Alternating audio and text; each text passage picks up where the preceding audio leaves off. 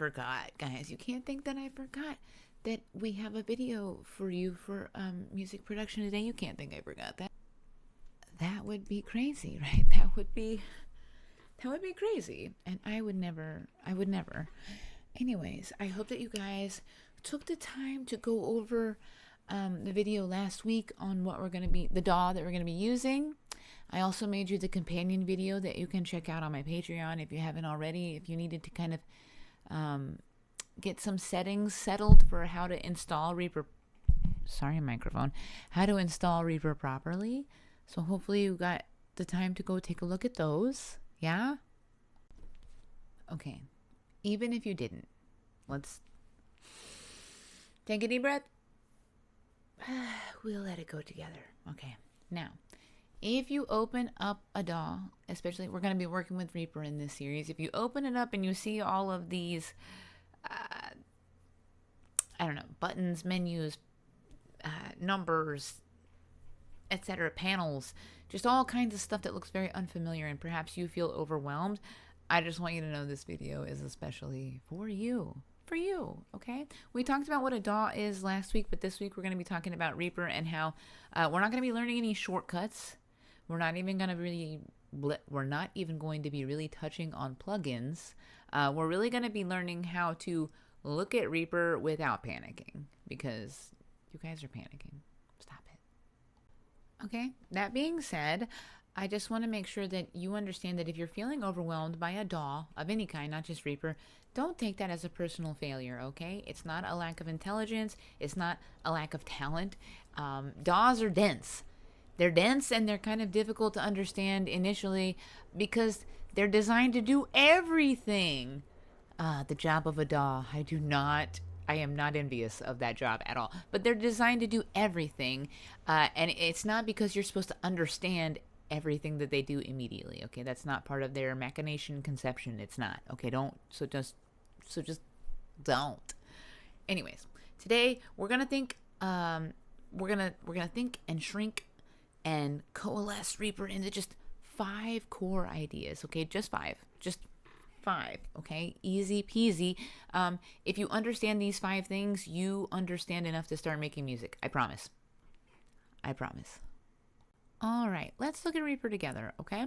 The big horizontal space that you see, up at the top, up at the very top, right under the, I'll highlight it for you, I promise. That space is called the timeline, okay? This is time moving from left to right, all right?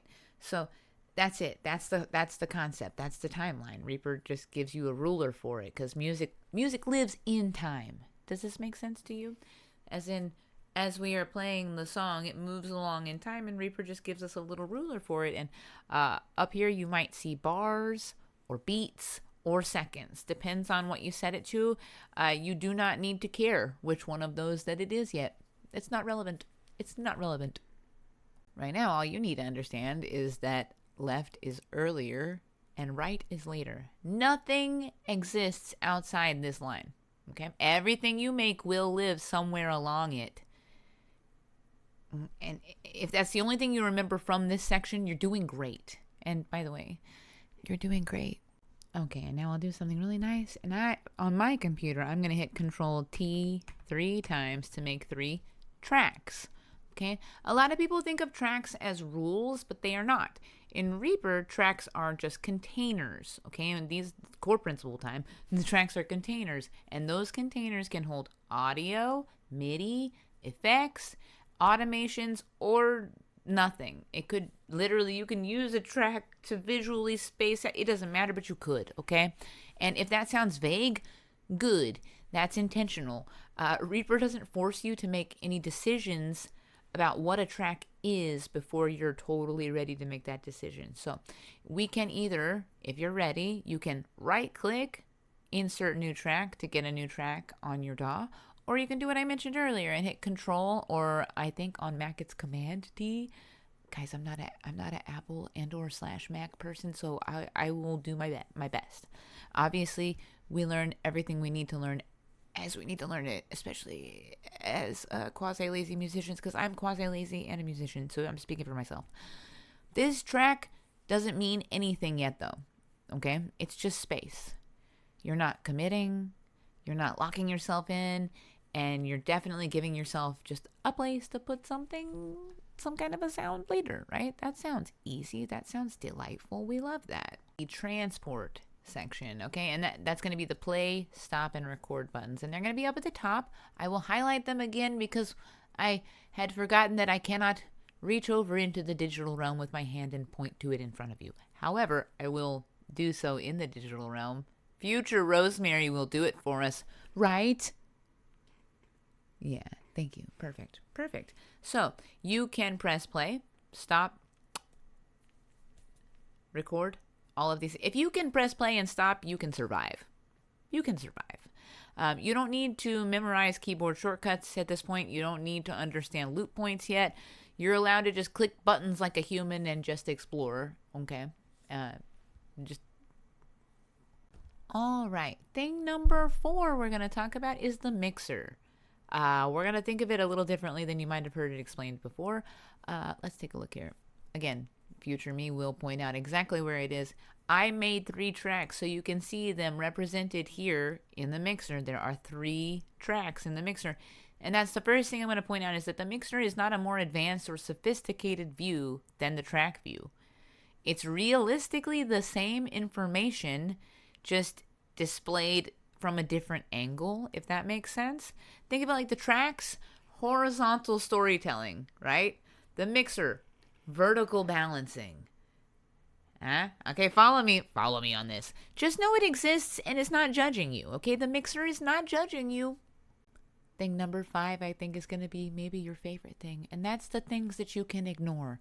And that's everything at the top, more or less, okay? And I don't mean forever, indefinitely, but right now, you're not really supposed to understand Reaper or any DAW all at once. Again, it's so derailing to people when they think they have to understand the full conception and machinations behind a digital audio workspace before they even start working in it.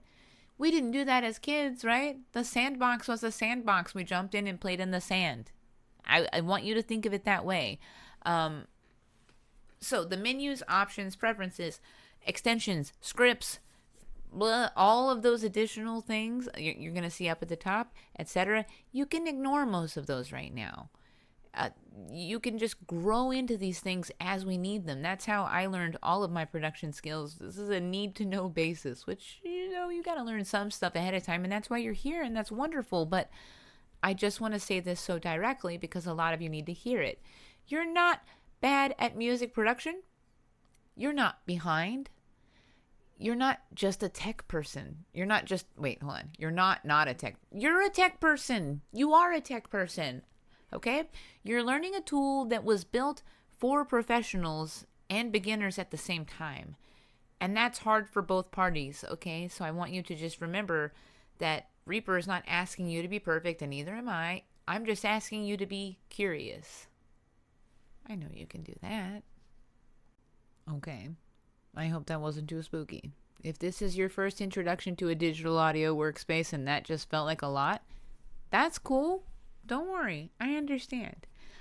This next episode, we're going to be talking about something that makes Reaper work really differently from other DAWs, and that is that the tracks are so flexible. I know I've touched on it here, and if you've never really worked with other workspaces like this, you might not understand the significance of that, but it's really cool. Any track can do anything, and once you understand that, it is so malleable and so creatively freeing in this workspace. But for now, all I want you to do is open Reaper. I want you to look at it. Don't touch anything if you don't want to, but you're allowed to. Just let it exist on your screen without judging yourself. Just, I just want you to explore. And you're allowed to learn slowly. Remember that. And also remember, you're doing such a great job. I'll see you in the next one. And if you have in-depth questions about how to use Reaper or production or even songwriting or music theory, I answer all those questions on my Patreon regularly, so don't forget. Or put them in the comments. You know how to use the internet.